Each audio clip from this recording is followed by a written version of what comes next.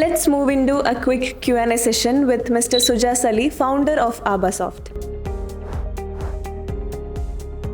First question ഇതാണ്, ഇന്നത്തെ fresh ഗ്രാജുവേറ്റ്സിൽ സാറിന് തോന്നുന്ന ഏറ്റവും വലിയ പ്രശ്നം എന്താണ്? ഈ ഫ്രഷ് ഗ്രാജുവേറ്റ്സിൽ പ്രശ്നമെന്ന വേർഡ് ആദ്യം നമ്മൾ കട്ട് ചെയ്യണം. കാരണം ഒരു പ്രശ്നവുമില്ല ഫ്രഷ് ഗ്രാജുവേറ്റ്സിന്. പക്ഷേ അവർ വന്ന ഒരു സിറ്റുവേഷനെ ബേസ് ചെയ്തിട്ടുള്ള കുറച്ച് ലിമിറ്റേഷൻസും ഉണ്ട് നാച്ചുറലി. അത് ഒരു നല്ല അക്കാഡമിക് ഗൈഡൻസോടുകൂടിയും നല്ല ഒരു ലേണിങ്ങോടുകൂടിയും അത് ചേഞ്ച് ചെയ്യാൻ പറ്റുന്നതാണ്. ഫ്രഷ് ഗ്രാജുവേറ്റ്സ് അടിപൊളിയാണ്. ഒരു ഫ്രഷറിനെ ഹയർ ചെയ്യുമ്പോൾ സാർ ഏറ്റവും കൂടുതൽ നോക്കുന്നത് എന്താണ്? മാർക്സ് ആണോ അതോ അവരുടെ സ്കിൽസ് ആണോ? കാര്യങ്ങൾ മെമ്മറൈസ് ചെയ്ത് വെക്കുക എന്ന് പറയുന്നത് ഒരു പഴയ ഫാഷനായി മാറിയിരിക്കുകയാണെന്ന് തോന്നുന്നു. കാരണം നമ്മൾ ഓർത്ത് വെച്ച ഒത്തിരി കാര്യങ്ങൾ പരീക്ഷ എഴുതി ആ ഒരു കാലവും ട്രെൻഡും മാറിയിരിക്കുന്നു. പകരം എന്ത് അറിയില്ല, ഇന്നലെ വരെ അവരെന്ത് പഠിച്ചു എന്നുള്ളത് ഇമ്പോർട്ടൻ്റ് അല്ല. ആക്ച്വലി അതൊരു ബേസ് ഫൗണ്ടേഷൻ മാത്രമാണ്. ഇനി എന്ത് അവർക്ക് പുതിയതായി പഠിക്കാൻ പറ്റും, അല്ലെങ്കിൽ ഏറ്റവും ലേറ്റസ്റ്റ് ആയിട്ടുള്ള അല്ലെങ്കിൽ ഏറ്റവും അപ്കമിങ് ആയിട്ടുള്ള കാര്യങ്ങൾ അഡാപ്റ്റ് ചെയ്യാനുള്ള കപ്പാസിറ്റി ഉണ്ടോ എന്നാണ് നമ്മൾ ഏറ്റവും കൂടുതൽ ശ്രദ്ധിക്കേണ്ടത്. ഒരു +2 വിദ്യാർത്ഥി ഒരു കോളേജ് അല്ലെങ്കിൽ കോഴ്സ് തിരഞ്ഞെടുക്കുന്നതിന് മുൻപ് എന്താണ് ശ്രദ്ധിക്കേണ്ടത്? +2 വിദ്യാർത്ഥി ആദ്യം രണ്ട് രീതിയിൽ നമുക്കതിനെ കാണാം. ഒരു ഇൻഡസ്ട്രി ട്രെൻഡ് അനുസരിച്ച് നമ്മളെ ഗൈഡ് ചെയ്യാൻ 100 കണക്കിന് ആളുകൾ കാണും. പക്ഷേ ആ ട്രെൻഡിൻ്റെ ഒരു പ്രോബ്ലം എന്ന് പറഞ്ഞാൽ അതൊരു ഷോർട്ട് ടൈം സാറ്റിസ്ഫാക്ഷൻ. നമുക്കൊരു കരിയർ എന്ന് പറയുമ്പോൾ പണ്ടത്തെ പോലെ എങ്ങനെയും ജോലി ചെയ്ത് ജീവിക്കുക എന്ന ഒരു കാലഘട്ടത്തിൽ നിന്ന് ഇപ്പോഴത്തെ ജനറേഷൻ മാറിയിരിക്കുന്നു. അതുകൊണ്ട് തന്നെ അവരുടെ പാഷനുമായി കണക്റ്റ് ചെയ്യാൻ പറ്റുന്ന അല്ലെങ്കിൽ അവരുടെ സ്കില്ലിനെ ശരിയായ രീതിയിൽ എഫക്റ്റീവായി പുറത്തേക്ക് കൊണ്ടുവരാൻ കപ്പാസിറ്റിയുള്ള കോഴ്സുകളാണ് അവർ പ്രിഫർ ചെയ്യേണ്ടത്. ദെൻ അവരുടെ കരിയർ ഓൾവേസ് സന്തോഷമുള്ളതായിരിക്കും, more than just a job. First year മുതൽ തന്നെ ഇൻറ്റേൺഷിപ്സും പ്രോജക്ട്സും തുടങ്ങുന്നത് എത്രത്തോളം പ്രധാനമാണ്? നമുക്കറിയാം, നമ്മൾ പഴയ ഒരു ഗ്രാജുവേഷൻ സ്റ്റുഡൻസുമായിട്ട് കമ്പയർ ചെയ്യുമ്പോൾ ഇപ്പം നമ്മളുടെ കോളേജിൽ പഠിക്കുമ്പോൾ നമ്മളുടെ മനസ്സിലാകെയുള്ളത് നമ്മൾ കോളേജിൽ അറ്റൻഡ് ചെയ്ത സെമിനാറുകളെക്കുറിച്ചും കോളേജിലെ ക്ലബ്ബുകൾ നടത്തിയ പ്രോഗ്രാംസിനെ കുറിച്ചും അവിടുന്ന് ഇൻഡസ്ട്രിയൽ വിസിറ്റിൽ പോയതും അതല്ലെങ്കിൽ അവർ ചെയ്ത പ്രോജക്റ്റിനെ കുറിച്ചും മാത്രമുള്ള മെമ്മറീസേ അവർക്ക് ലോങ് ടൈമേ കാണുകയുള്ളൂ. അത് ഇറ്റ് സെൽഫ് ഡിഫൈൻസ് പ്രാക്ടിക്കൽ സ്കിൽസാണ് സ്റ്റുഡൻസിന് ഏറ്റവും ഇമ്പോർട്ടൻറ്റ്. നമ്മൾ ഫസ്റ്റ് ഇയറിൽ ഏതൊക്കെ സിലബസ് സബ്ജക്റ്റ് പഠിച്ചു, അതിലെത്ര മാർക്ക് കിട്ടി, സെക്കൻഡ് സെമ്മിൽ ഏത് പഠിച്ചു, എത്ര മാർക്ക് കിട്ടി എന്ന ക്വസ്റ്റ്യൻസിൻ്റെ കാലമില്ല ഇന്ന്. അതിന് പകരമായിട്ട് ഇവർ പ്രാക്ടിക്കലി എന്താണ് അച്ചീവ് ചെയ്തത് എന്ന് എക്സ്പ്ലോർ ചെയ്തെടുക്കാനാണ് ഏതൊരു കമ്പനിയും ട്രൈ ചെയ്യുന്നത്. അവിടെ വരുമ്പോൾ ഇൻറ്റേൺഷിപ്സ് ഡേ 1 തൊട്ട് സ്റ്റാർട്ട് ചെയ്താൽ തീർച്ചയായിട്ടും അത്രയും നല്ലതാണ്. കാരണം അവർ പ്രാക്ടിക്കൽ ലൈഫിലൂടെയാണ് മുന്നോട്ട് പോകേണ്ടത്. അതുകൊണ്ട് തന്നെ ഇൻറ്റേൺഷിപ്സ് വളരെ ഇമ്പോർട്ടൻ്റ് ആണ്. ഒരു പോയിൻ്റ് അതിൽ ആഡ് ചെയ്യാനുള്ളത്, പണ്ടൊക്കെ നമുക്കറിയാം ഡിഗ്രി കഴിഞ്ഞിട്ട് പ്രിപ്പറേഷൻ, ഒരു ജോബ് ഓറിയൻറ്റഡ് ആയിട്ടുള്ള പ്രിപ്പറേഷന് വേണ്ടി ഒരു കോഴ്സ് എല്ലാവരും പോകാറുണ്ട്. ഫിനിഷിംഗ് സ്കൂളെന്നായിരുന്നു പണ്ട്. ഇന്ന് ആ ഫിനിഷിംഗ് സ്കൂളിൻ്റെ കാലഘട്ടം കഴിഞ്ഞു.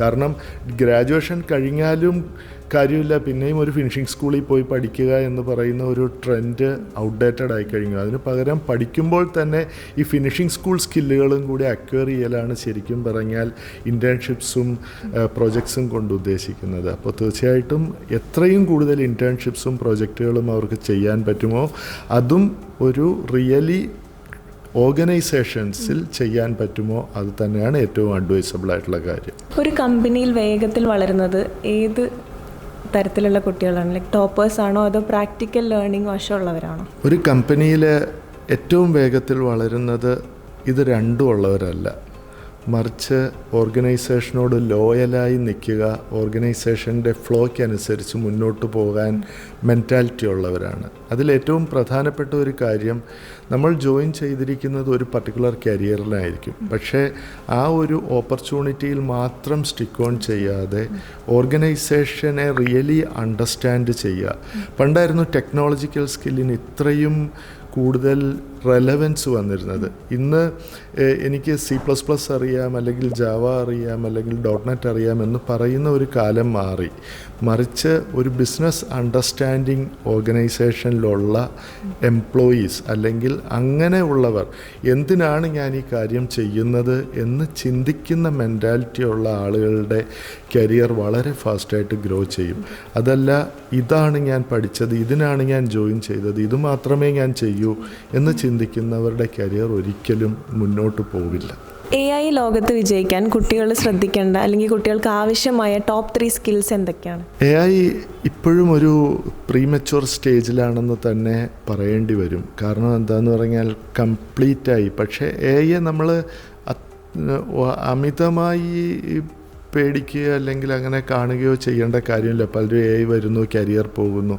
ഒരു കരിയർ ഷിഫ്റ്റ് നടക്കുന്നു എന്നുള്ളത് യാഥാർത്ഥ്യമാണ്. കാരണം എന്താണെന്ന് വെച്ചാൽ പണ്ട് 10 ദിവസം കൊണ്ട് ചെയ്യേണ്ട കാര്യം 1 ദിവസം കൊണ്ട് ചെയ്യുന്ന ഒരു ട്രാൻസിഷൻ വർഷങ്ങൾക്ക് മുൻപ് തൊട്ട് തുടങ്ങിയതാണ്. പണ്ട് നമ്മൾ തലച്ചുമടായിട്ട് മണ്ണെടുത്ത് ഒരു സ്ഥലത്ത് നിന്ന് വേറൊരു സ്ഥലത്തേക്ക് കൊണ്ടിടുന്ന ഒരു ട്രെൻഡ് വെച്ചിട്ട് കുറച്ച് കഴിഞ്ഞപ്പോഴത്തേക്ക് അത് ലോറിയിൽ ആയപ്പോൾ 10 ദിവസം കൊണ്ട് ചെയ്യേണ്ട സാധനങ്ങൾ പണി 10 മണിക്കൂർ കൊണ്ട് അല്ലെ 5 മണിക്കൂർ കൊണ്ട് ചെയ്യുന്നതിൻ്റെ അർത്ഥം അതോടുകൂടി അവരുടെ എല്ലാം കരിയർ ഇല്ല എന്നല്ലല്ലോ. അതായത് നല്ല സ്മാർട്ടായിട്ടുള്ള കരിയർ ആളുകൾ ചെയ്യുന്നത് അവർ ലോറി ഓടിക്കാൻ പഠിക്കും. അല്ലാത്തവർ എൻ്റെ ജോലി പോകുമെന്നും പറഞ്ഞ് ടെൻഷൻ അടിച്ച് തലത്തു ചുമടിൽ തന്നെ സ്റ്റിക്ക് ഓൺ ചെയ്യും. അപ്പോൾ അപ്സ്കില്ലാവുക എന്നതും പുതിയതിനെക്കുറിച്ച് അറിയുക എന്നതും ഇമ്പോർട്ടൻ്റ് ആണ്. ഇപ്പോഴും ലിസ്റ്റ് നമ്മൾ ഇൻസ്റ്റയിലോ സ്വൈപ്പ് ചെയ്ത് കഴിഞ്ഞാൽ നമുക്കറിയാം നിങ്ങൾ പഠിക്കേണ്ട 25 സ്കിൽ, 50 സ്കിൽ, 100 സ്കിൽ 5 ദിവസം കൊണ്ട് പഠിക്കാം. പക്ഷേ അതും ഒരു മെച്യൂരിറ്റി നമ്മളുടെ റിക്വയർമെൻ്റ് അനുസരിച്ചിട്ടാണ്. വെറുതെ പഠിക്കുന്നത് നമ്മൾ സ്കൂൾ തൊട്ട് ഗ്രാജുവേഷൻ വരെ ചെയ്തിരുന്നതാണ്. ഇനി നമുക്ക് ആവശ്യമുള്ളത് അണ്ടർസ്റ്റാൻഡ് ചെയ്യാനാണ് AI ഉപയോഗിക്കേണ്ടത്. അത് ഓരോ ആളുകളുടെയും റിക്വയർമെൻ്റ് അനുസരിച്ച് മാറിക്കൊണ്ടിരിക്കും. കുട്ടികൾ ഒരു കരിയർ തിരഞ്ഞെടുക്കുമ്പോൾ സാധാരണയായി ചെയ്യുന്ന കുറച്ച് മിസ്റ്റേക്സ് ഉണ്ട്. അതെന്തൊക്കെയാണെന്നാണ് സാറിന് തോന്നുന്നത്? ഫസ്റ്റ് ഓഫ് ഓൾ, ഒരു പ്രീഡിഫൈൻഡ് മൈൻഡ് സെറ്റുമായിട്ടാണ് പൊതുവേ നേരത്തെ ചോദിച്ച ക്വസ്റ്റ്യൻ ഫ്രഷേഴ്സുമായിട്ട് കണക്ട് ചെയ്ത് തന്നെ ഞാൻ പറയാം. പ്രീഡിഫൈൻഡ് മൈൻഡ് സെറ്റുമായിട്ടാണ് ഓർഗനൈസേഷനിൽ വരുന്നത്. ഒരു IT കമ്പനിയാണ് അല്ലെങ്കിൽ ഒരു കോർപ്പറേറ്റാണ്, അവരിങ്ങനെ ആയിരിക്കും, അവിടെ ഞാൻ ഇങ്ങനെയൊക്കെയാണ്, ഇതൊക്കെയാണ് എൻ്റെ ഈ ചില്ലൗട്ട് ചെയ്യുന്ന ഔട്ട്പുട്ട് മാത്രമേ എല്ലാവരും പുറത്ത് കാണാറുള്ളൂ. പക്ഷേ ഞാൻ നേരത്തെ പറഞ്ഞതുപോലെ ഇത് അഡാപ്റ്റ് ചെയ്യാൻ അല്ലെങ്കിൽ പുതിയതായി ലേൺ ചെയ്യാൻ ഉള്ള ഒരു മെൻറ്റാലിറ്റിയും ഓർഗനൈസേഷൻ്റെ യഥാർത്ഥ പെയിൻ പോയിൻറ്റ്സ് എന്താണെന്ന് അണ്ടർസ്റ്റാൻഡ് ചെയ്യാനും പറ്റുന്നവർക്കാണ് ഒരു കരിയറിൽ സ്റ്റിക്ക് ഓൺ ചെയ്യാൻ പറ്റുന്നത്. അല്ലാത്തവർക്ക് ഒരിക്കലും ഓർഗനൈസേഷൻ ഒന്ന്, അവരുടെ കരിയർ മറ്റൊന്ന് എന്ന ആംഗിളിലായിരിക്കും മുന്നോട്ട് പോകുന്നത്. അതൊരിക്കലും ഒരു കമ്പനിക്ക് അഡ്വൈസ് ചെയ്യാനായിട്ട് പറ്റില്ല. ശരിയായ മൈൻഡ് സെറ്റ് ഉണ്ടെങ്കിൽ ആവറേജ് സ്റ്റുഡൻസിനും അപ്ഗ്രേഡ് ചെയ്യാൻ പറ്റുമോ അവരുടെ കരിയറിൽ? ഒരു student average, below average, above average ശരിക്കും നിശ്ചയിക്കുന്നത് അവരുടെ മാർക്ക് വെച്ചിട്ടല്ല. ആക്ച്വലി ഈ മാർക്കിനെ ബേസ് ചെയ്താണ് ചോദിക്കുന്നത് ആവറേജ് സ്റ്റുഡൻ്റ് ആണോ എബോവ് ആവറേജ് ആണോ. ആ കാലഘട്ടം നമ്മൾ ആദ്യമേ കട്ട് ചെയ്ത് കളഞ്ഞു. അപ്പോൾ ഇവിടെ average, below average, above average ഇല്ല. അങ്ങനെ ഉണ്ടായിരുന്നെങ്കിൽ നമ്മൾ ഇന്നത്തെ പണ്ട് തൊട്ട് കേൾക്കുന്ന ഫസ്റ്റ് റാങ്കുകാരുടെ എല്ലാം ലിസ്റ്റായിരിക്കണം ഇന്ന് ലോകത്തിലെ ഏറ്റവും റിച്ചസ്റ്റ് അല്ലെങ്കിൽ ഏറ്റവും ടോപ്പസ്റ്റ് എന്ന് പറയുന്ന പൊസിഷനിലുള്ളത്. ഒരിക്കലും അതല്ല. അപ്പോൾ ഇതിൽ ആ പഠിച്ചു മാർക്ക് മേടിച്ചു എന്നത് ഒരു വേർഷൻ ഓഫ് ദെയർ ലൈഫാണ്. ഇനി കരിയർ ബിൽഡ് ചെയ്യാന്നുള്ള സെക്കൻഡ് വേർഷനാണ്. അവിടെ ആവറേജ് എന്ന് പറയുമോ, നമ്മൾ പറയുന്നത് ഇപ്പോൾ ഉദാഹരണമായിട്ട് 100% അക്കാഡമിക് കപ്പാസിറ്റി ഉള്ള കുട്ടികൾക്ക് മിസ്സാകുന്ന കുറേ കാര്യങ്ങളുണ്ട്. അവർക്ക് ചിലപ്പം ഭംഗിയായിട്ട് ഇവിടുന്ന് ഡൽഹി വരെ ഒന്ന് ഒറ്റയ്ക്ക് പോകാൻ അറിയില്ലായിരിക്കും. പക്ഷേ ബിലോ ആവറേജ് എന്ന് നമ്മൾ മാർക്ക് പറയുന്ന കുട്ടികൾ ചിലപ്പോൾ ഇവിടുന്ന് ലണ്ടനിലേക്ക് വേണമെങ്കിലും അടുത്ത തനിയെ പോകാനുള്ള ഒരു കപ്പാസിറ്റിയിലേക്ക് വരും. അപ്പോൾ ഈ കപ്പാസിറ്റിയാണ് ഡൈവേഴ്സിഫൈഡ് സ്കിൽസ് എന്ന് പറയുന്നത്. അപ്പോൾ ഇവിടെ ആവറേജ്, എബവ് ആവറേജ് എന്ന ഒരു പ്രോബ്ലം ഇല്ല. മറിച്ച് എല്ലാവർക്കും നന്നായി പെർഫോം ചെയ്യാനായിട്ട് കരിയറിലും ഇൻഡസ്ട്രിയിലും പറ്റും, ഒരു സംശയവുമില്ല. സർ, വിദ്യാർത്ഥികളെ ജോബ് റെഡിയാക്കാൻ കോളേജസ് ചെയ്യേണ്ട മാറ്റങ്ങൾ എന്തൊക്കെയാണ്? കോളേജസിൽ 2 പെർസ്പെക്റ്റീവിലാണ് ഏത് കോളേജും സാധാരണഗതിയിൽ മുന്നോട്ട് പോകുന്നത്. ഒന്ന് 100% അക്കാഡമിക് ഫോക്കസ്ഡ്. അതെന്ന് പറയുമ്പോൾ നമുക്ക് കാണാം, വർഷങ്ങളായിട്ട് റാങ്കുകൾ ലിസ്റ്റ് ചെയ്തുകൊണ്ടിരിക്കുന്ന ഒരു കൂട്ടം കോളേജുകൾ ഉണ്ടാവും. നാച്ചുറലാണത്. അത് ആ ഓർഗനൈസേഷൻ്റെ ക്രെഡിബിലിറ്റിയുടെ ഭാഗവുമായിരിക്കാം. പക്ഷേ ഈ റാങ്ക് മാത്രം മേടിച്ചതുകൊണ്ട്, അല്ലെങ്കിൽ അങ്ങനെ ഒരു അക്കാഡമിക് ഫോക്കസ് മാത്രം ചെയ്തതുകൊണ്ട് ഒരിക്കലും ഒരു കോളേജ്, ഇനി നമ്മളിപ്പം ഇൻഡസ്ട്രി മാറുന്നു, IT മാറുന്നു, അല്ലെങ്കിൽ ബിഹേവിയർ ഓഫ് കരിയർ മാറുന്നു എന്ന് പറയുമ്പം കോളേജുകളും അതിനൊപ്പം മാറിയേ പറ്റുള്ളൂ. അപ്പോൾ കുട്ടികളെ ജോബ് റെഡി ആക്കണമെങ്കിൽ പ്രാക്ടിക്കൽ എക്സ്പോഷർ ഭയങ്കര ഇമ്പോർട്ടൻ്റ് ആണ്. ആ ഒരു ഇമ്പോർട്ടൻസ് എന്ന് പറഞ്ഞാൽ, ഇപ്പം നമുക്കറിയാം കോളേജിൽ വൈവകൾ അല്ലെങ്കിൽ പ്രൊജക്റ്റുകൾ. ഇന്ന് പ്രൊജക്റ്റിൻ്റെ റെലവൻസ് താഴേക്ക് പോയി. കാരണം AI ഇൻഫ്ലുവൻസ് കാരണം ഏത് സ്റ്റുഡൻറ്റിനും എന്ത് പ്രൊജക്റ്റും എപ്പോൾ വേണമെങ്കിലും 2 ദിവസം കൊണ്ട് അല്ലെങ്കിൽ 2 മണിക്കൂർ കൊണ്ട് പ്രിപ്പയർ ചെയ്യാം. അവർക്കതിൽ നല്ല സ്മാർട്ടായിട്ട് ആൻസർ ചെയ്യാനും പറ്റും. പക്ഷേ ആ സ്മാർട്ട്നെസ്സും പ്രാക്ടിക്കൽ എക്സ്പോഷറും തമ്മിൽ വ്യത്യാസമുണ്ട്. ഇപ്പം നമ്മളൊക്കെ കോളേജിൽ പഠിക്കുമ്പോഴും പ്രൊജക്റ്റ് എങ്ങനെയായിരുന്നു ചെയ്തിരുന്നതെന്ന് നമുക്ക് നന്നായിട്ടറിയാം. അതിനേക്കാളും ഇമ്പോർട്ടൻ്റ് ആണ് ഒരു റിയൽ ഇൻഡസ്ട്രിയിൽ എക്സ്പോഷർ കിട്ടുക എന്നുള്ളത്. അതിന് കൂടുതൽ പ്രാധാന്യം കൊടുക്കുക. തീർച്ചയായിട്ടും ഇപ്പോൾ കുറേ അധികം കോളേജുകൾ അത്തരം എക്സ്പോഷർ കൊടുക്കുന്നതിൽ ഫോക്കസ്ഡ് ആണ്. അത് മാത്രം മതി. ഒരു എലോങ് വിത്ത് ദാറ്റ് ആക്ച്വലി മാർക്കും വേണം. മാർക്ക് ഇപ്പം ഇപ്പോൾ കുട്ടികളുടെ ഇടയിലുള്ള ഒരു സ്റ്റോറിയുണ്ട്, ബിൽഗേറ്റ്സ് ഡ്രോപ്പ് ഔട്ടാണ്, ഇവർ ഡ്രോപ്പ് ഔട്ടാണ് എന്നുള്ള ഒത്തിരി കഥകളൊക്കെ ഡ്രോപ്പ് ഔട്ട് സ്റ്റോറീസ് പറയുന്നുണ്ട്. പക്ഷേ അവർ ഡ്രോപ്പ് ഔട്ടായത് നമ്മുടെ ഇവിടുത്തെ ഒരു കോളേജിൽ നിന്നുമല്ല, സ്റ്റാൻഫോർഡ് യൂണിവേഴ്സിറ്റിയിൽ നിന്നാണ്. ആ ഡ്രോപ്പ് ഔട്ട് എന്ന് പറഞ്ഞാൽ ആദ്യം അതിനകത്ത് എൻട്രി ചെയ്യുക എന്ന ഒരു സ്കില്ല് പ്രൂവ് ചെയ്തവരാണ്. അവർ ഡ്രോപ്പ് ഔട്ടാകുന്നത് കണ്ടിട്ട് ഇവിടെ നമ്മൾ ഡ്രോപ്പ് ഔട്ടായിട്ട് കാര്യമില്ല. പകരം നമ്മൾ ചെയ്യേണ്ടത് എന്താണെന്ന് പറഞ്ഞാൽ പാരലൽ അക്കാഡമിക് കപ്പാസിറ്റി കൊണ്ടുവരിക. അതൊരു എൻട്രി പോയിൻ്റാണ്. ഇപ്പോൾ ഗ്രാജുവേഷൻ ഇല്ലാത്ത, ഇപ്പോൾ ഒരു കരിയറിലേക്ക് കയറുകയാണെങ്കിൽ അതിലൊരു പ്രൈമറി ബെഞ്ച് മാർക്കുണ്ട്, ഗ്രാജുവേഷൻ അല്ലെങ്കിൽ എബവ് ഇത്ര % ഗ്രാജുവേഷൻ മാർക്ക്. ഈ ബെഞ്ച് മാർക്ക് സെറ്റ് ചെയ്തിട്ടാണ് ഒരു കമ്പനി ഇൻവൈറ്റ് ചെയ്യുന്നത്. അങ്ങനെയുള്ള ബെഞ്ച് മാർക്ക് ഉള്ളപ്പോൾ ഏറ്റവും പ്രധാന പ്രശ്നമെന്ന് പറഞ്ഞാൽ, ഞാൻ അടിപൊളിയാണ്, എനിക്ക് എല്ലാ സ്കില്ലും ഉണ്ടെന്നും പറഞ്ഞിട്ട് അവിടേക്ക് ഇൻ്റർവ്യൂവിന് വിളിക്കുമോ? കാരണം ഇപ്പം ആബസോഫ്റ്റ് പോലെയുള്ള കമ്പനികളിൽ ഒരു ദിവസം വരുന്ന 300 റെസ്യൂംസാണ്. അതിൽ എക്സ്ട്രാ ഓർഡിനറി ആളുകൾ കാണും, സ്കിൽഡ് കാണും, നോൺ സ്കിൽഡ് കാണും. പക്ഷേ ഈ 300 പേരെന്ന് പറയുമ്പോൾ ഈ 300 പേര് ഒരു ഡേയിലെ കാര്യമാണ് പറയുന്നത്. ഇതിൽ നിന്ന് ഒരു 50 പേരെ ഷോർട്ട് ലിസ്റ്റ് ചെയ്യാനുള്ള ബെഞ്ച് മാർക്ക് എന്താണ്? ആ ബെഞ്ച് മാർക്ക് എന്ന് പറയുന്നത് അവരുടെ അക്കാഡമിക് സ്കില്ലാണ്. ആ അക്കാഡമിക്സ് എടുത്ത് വെച്ചിട്ട് അതിൽ നിന്നാണ് പെർഫോം ചെയ്യുന്നവരെ എടുക്കുന്നത്. അപ്പോൾ അതിൽ എല്ലാം മൈനസായിട്ടുള്ള ഒരാളെ എടുത്തിട്ട് നേരെ പോരെന്ന് വിളിക്കാനുള്ള ഒരു കപ്പാസിറ്റി അല്ലെങ്കിൽ ആ ഒരു പാറ്റേൺ ഓഫ് റിക്രൂട്ട്മെൻറ്റ് ഒരിക്കലും ഒരു കമ്പനിക്ക് ചെയ്യാൻ പറ്റില്ല. അപ്പം the best entry point is academic, then actually the skill development. രണ്ടും ഈക്വലായി മുന്നോട്ട് പോകണം. കേരളത്തിലെ പേരൻസിനും സ്റ്റുഡൻസിനും സാറിന് നൽകാൻ കഴിയുന്ന ഒരു ഓണസ്റ്റ് മെസ്സേജ് എന്താണ്? പേരൻസിനും സ്റ്റുഡൻസിനും ഇന്നത്തെ ഇൻഡസ്ട്രിയിലുള്ളവർക്കുമുള്ള ഒരു മെസ്സേജ്, ശരിക്കും പറയാൻ നമ്മളിപ്പോൾ റീസെൻ്റായിട്ട് ഡിസ്കസ് ചെയ്ത് തുടങ്ങിയ ഒരു കാര്യമുണ്ട്, ജെൻസി വന്നു. ഈ ജെൻസി എന്ന് പറയുന്ന ഒരു കാറ്റഗറിയെ നമ്മൾ ഡിഫറൻഷിയേറ്റ് ചെയ്യുന്നത് എങ്ങനെയാണെന്നറിയോ? They prefer quality of life, they prefer luxury in life. ഇതൊക്കെ കണ്ടിട്ടാണ് പറയുന്നത് അവൻ ജെൻസിയാണ്, അവൻ ലക്ഷറിയാണ്, അവൻ ഇത്ര രൂപ ഡെയിലി സ്പെൻഡ് ചെയ്യുന്നു. പക്ഷേ ഈ ജെൻസിയെ സൃഷ്ടിച്ചതാരാ? അവരുടെ പേരൻസാണ്. ഇപ്പം ജെൻസിയെ അങ്ങനെ ആക്കിയത് ഇപ്പോൾ പേരൻസ്. ഇപ്പം എൻ്റെ മകൻ എങ്ങനെ ആകണം എന്നത് ഞാൻ അവന് കൊടുത്ത ലൈഫ് സ്റ്റൈലിൻ്റെ ആഫ്റ്റർ എഫക്റ്റാണ്. ആ ലൈഫ് സ്റ്റൈലിനെ ബേസ് ചെയ്തിട്ട് അത് കഴിഞ്ഞിട്ട് മാറി നിന്നിട്ട് അവൻ ജെൻസി ആയിപ്പോയി എന്ന് പറയുന്നത് കാര്യമില്ല.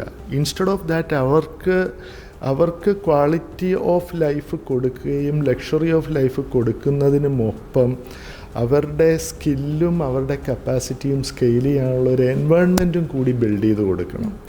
അത് ബിൽഡ് ചെയ്ത് കൊടുക്കാതെ അവരെ നമ്മൾ ബ്ലെയിം ചെയ്തിട്ട് കാര്യമില്ല. പകരം എനിക്കൊരു ഡ്രീം ഉണ്ടാവും, എൻ്റെ നടക്കാതെ പോയ സ്വപ്നം നടത്താനുള്ള ആളുകളല്ല എൻ്റെ അടുത്ത തലമുറ.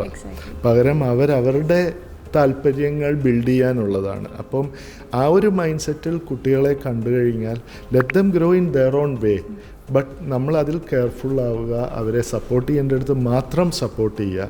നമ്മുടെ സ്വപ്നങ്ങൾ നടത്തിയെടുക്കാൻ അവരെ ഒരു ടൂളായി യൂസ് ചെയ്യുന്ന കാലഘട്ടം കഴിഞ്ഞു എന്ന് പ്രത്യേകം മനസ്സിലാക്കുക. ഇപ്പോഴത്തെ കുട്ടികൾ വളരെ സ്മാർട്ടാണ്. ആ സ്മാർട്ട്നെസ്സിനെ ശരിയായ രീതിയിൽ ഗൈഡ് ചെയ്താൽ അവർ എക്സ്ട്രാ ഓർഡിനറി ആയി മാറും. അത് പ്രത്യേകം ശ്രദ്ധിക്കുക.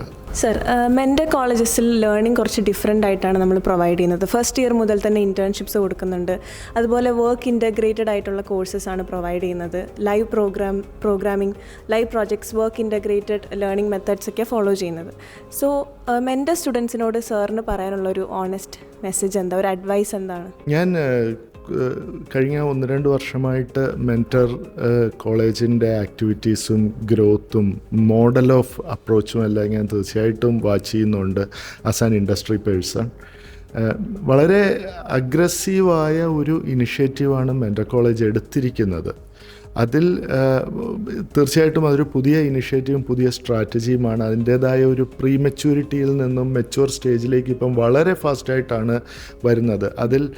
അതിൻ്റെ ലീഡർഷിപ്പ് എടുക്കുന്ന ഇനിഷ്യേറ്റീവ്സ് ഫോർ ഇൻഡസ്ട്രിയുമായി അലൈൻഡ് ആകാൻ അവരെടുക്കുന്ന എഫേർട്ട് തീർച്ചയായിട്ടും അപ്രീഷിയേറ്റബിളാണ്. ഞാൻ മനസ്സിലാക്കിയെടുത്തോളം ഇൻഫോ പാർക്ക് സറൗണ്ടിങ്സിൽ അല്ലെ കമ്മ്യൂണിറ്റിയിൽ ഏറ്റവും കൂടുതൽ IT കമ്പനികളുമായിട്ട് കണക്റ്റഡ് ആയിട്ടുള്ള ആളുകളാണ് മെൻറ്ററിൻ്റെ ലീഡർഷിപ്സ് എന്ന് പറയുന്നത്. അത് വേറൊരു കോളേജിനും ഇപ്പോൾ തൽക്കാലം ക്ലെയിം ചെയ്യാനില്ല. അപ്പോൾ ആ ഒരു കപ്പാസിറ്റിയിൽ പോയാൽ 100% ഇവരെല്ലാവരും ഒരു ഇൻഡസ്ട്രിയുടെ പാർട്ടായി തന്നെ ഗ്രോ ചെയ്യുന്ന ഒരു ലെവലിലേക്കാണ് വരുന്നതെന്നാണ് ഞാൻ മനസ്സിലാക്കുന്നത്. അത് വളരെ അപ്രീഷിയേറ്റബിളാണ്. അതോടൊപ്പം അക്കാഡമിക്സും ഇൻഡസ്ട്രി എക്സ്പോഷറും പാരലായി കൊടുക്കുന്ന ലെവലിൽ മെൻറ്റർ കോളേജ് വരട്ടെ എന്ന് ആശംസിക്കുന്നു. തീർച്ചയായും അതിനുള്ള എല്ലാ പൊട്ടൻഷ്യലും മെൻറ്റർ കോളേജിനുണ്ട്. Because it is really closely connected with industry. ഈ മെൻറ്റർ കോളേജിൻ്റെ റീസെൻറ്റ് ഇതിൽ കണ്ടത് ശരിക്കും ഞങ്ങൾ IT കമ്മ്യൂണിറ്റിയുടെ ഒരു റണ്ണിങ് ഒരു മാരത്തോണൊക്കെ നടത്തിയപ്പോൾ അതിലേറ്റവും ആക്റ്റീവായി അതിലെ ഏറ്റവും ബെസ്റ്റ് പെർഫോമിങ് ടീമായിട്ട് മെൻറ്റർ കോളേജിലെ കുട്ടികളെയാണ് ആക്ച്വലി കണ്ടത്. അത് ഭയങ്കര സർപ്രൈസിങ് ആയിരുന്നു. ഒരു കോളേജിലെ സ്റ്റുഡൻസ് ഇത്രയും ഭംഗിയായി ആ ഇൻഡസ്ട്രിയിലെ ആളുകളുമായി അസോസിയേറ്റ് ചെയ്ത് അതിൻ്റെ പാർട്ടായി വർക്ക് ചെയ്യുക എന്ന് പറയുന്നത് വളരെ സന്തോഷം നൽകിയൊരു കാര്യമാണ്. നമ്മൾ നേരത്തെ പറഞ്ഞ ജെൻസി ഇമോഷൻസ് ഒന്നും ഇല്ലാതെ രാവിലെ 2 മണി വെളുപ്പിന് 2 മണി തൊട്ട് നിന്ന് ഡെഡിക്കേറ്റഡായി വർക്ക് ചെയ്തൊരു ടീമിനെ കണ്ടാണ്. ഈ രീതിയിൽ ഓരോ കാര്യങ്ങളെയും എടുത്തുകൊണ്ട് പോകാൻ ആ സ്റ്റുഡൻസും കൂടി ഇൻവോൾവ് ആയാൽ മാത്രമേ, കാരണം അത് എൻ്റെ കരിയർ ആണോ, എൻ്റെ അക്കാഡമിക് സിലബസിലുള്ളതാണോ, അല്ലെങ്കിൽ ഇതെൻ്റെ പ്രോബ്ലം അല്ലല്ലോ, ഞാനിത് ചെയ്തില്ലെങ്കിലും എനിക്ക് മാർക്ക് കിട്ടില്ല എന്ന് ചിന്തിക്കുന്ന ഒരു കാറ്റഗറിയെ ഇന്ന് ആർക്കും ആവശ്യമില്ല. പകരം ഏത് ആവശ്യത്തിനും മുന്നിട്ടിറങ്ങുന്ന ഒരു ഗ്രൂപ്പ് ഓഫ് സ്റ്റുഡൻസിനെയാണ് ആവശ്യം. തീർച്ചയായിട്ടും കുട്ടികൾ അതിനെ ആ രീതിയിൽ തന്നെ എടുത്തുകൊണ്ട് പോകണമെന്നുള്ള ഒരു വ്യക്തിപരമായ അഭിപ്രായവും കൂടി എനിക്കുണ്ട്. Thank you sir.